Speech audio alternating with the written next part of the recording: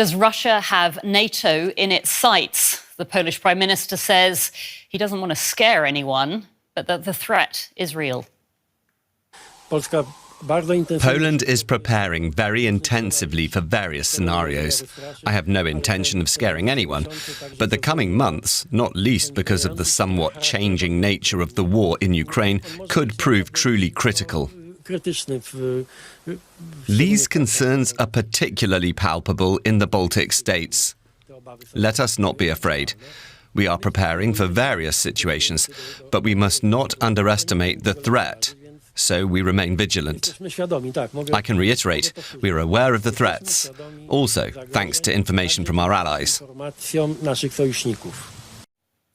All right, now I'm wondering what he means when he talks about various situations. There are many facilities on Polish territory that make drones, which then fly in our direction and attack our military, and of course there is nothing good about that. They need to remember that the situation could escalate to any outcome. I would not turn into some kind of, prophet of the apocalypse, but the fact that this is happening on Polish territory is just a pure statement of fact. Do you remember the publication by our Ministry of Defense? A list of enterprises with the locations of where these enterprises are geographically situated across many European countries. We maintain our openness to peace negotiations, and for us it would be preferable to achieve all our goals through peaceful diplomatic negotiations. We hope that the European Union will not manage to completely ruin these prospects after all. Konstantinovka is a very significant milestone. It is a crucial step toward capturing such an important, I would say, general fortified area as Kramatorsk and Slavyansk. No one here should have any doubt that our military is advancing systematically, and we see concrete results. Of course, the Kyiv regime is lashing out and trying to create an image for its handlers, for its accomplices in the North Atlantic Alliance, an image that it is supposedly capable of exerting some kind of pressure. But those who understand the situation realize that this is not the case. The Kyiv regime times this to coincide with major summits. A NATO summit is coming up soon. Apparently, we should expect some more powerful provocations. We must expect provocations and remain vigilant at any moment that there is a war going on. This is a real war. You know why it is a war? Because it started as a special military operation but continues as a war. Because behind Kyiv stands Berlin and Paris and The Hague and Oslo, unfortunately, and Washington. Because they are being helped to aim via their satellites, they are being helped to guide foreign weapons to our targets through their entire infrastructure. Under these conditions, we must realize the Kyiv regime is capable of anything. And it's just on Nashulo, you listed listed all those Western capitals.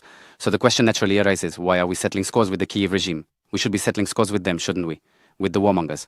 This is a factor that aggravates the situation. I mean, the factor of the European Union, which is gradually turning into a military political bloc. We cannot rule out even greater provocations by the Kyiv regime. Zelensky stated yesterday that only the island of Moscow will stop Putin. I do not know what he means. What do you think of this rhetoric, these statements by the Kyiv regime, and in general, their actions? Well, the main thing is probably not the rhetoric, but the actions. The actions are of a terrorist nature. The Kyiv regime is striking our energy facilities and civilian infrastructure, which in fact has nothing to do with the military-industrial complex. This is an absolutely obvious terrorist manifestation of the Kyiv regime. Why is this intensifying now? Because the dynamics on the front are inexorably getting worse for Kyiv every day. Articles have appeared in the British and Polish press. They write that in light of everything happening, Russia is preparing in the next few months. It is not excluded to strike Poland. Have you seen these articles?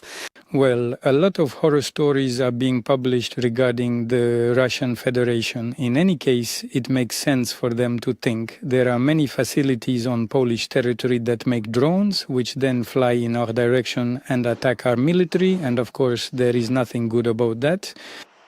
They need to remember that the situation could escalate to any outcome. I would not turn into some kind of, prophet of the apocalypse, but the fact that this is happening on Polish territory is just a pure statement of fact. Do you remember the publication by our Ministry of Defense, a list of enterprises with the locations of where these enterprises are geographically situated across many European countries? We maintain our openness to peace negotiations, and for us it would be preferable to achieve all our goals through peaceful diplomatic negotiations. We hope that the European Union will not manage to completely ruin these prospects after all. And in this regard, we hope for continued efforts to provide good offices by American mediators. Western media wrote that Witkoff and Kushner are in contact with Moscow almost daily. Is that really true?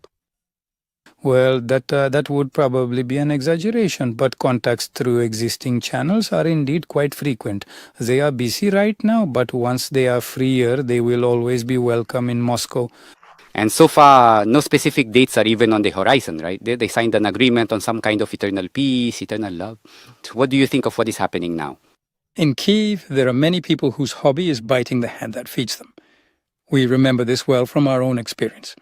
But now the Poles have seen it. The Kyiv regime glorifies Nazi collaborators and Nazis who killed Poles. Is this not the ultimate paradox of modern reality in Europe? They were ready to keep on tolerating it, but here Kyiv crossed all bounds of reason. At this point, even cynicism stopped helping the Poles. It continues to transition. It is already some kind of pantheon. Yes, they have gone too far in their worship of Nazis.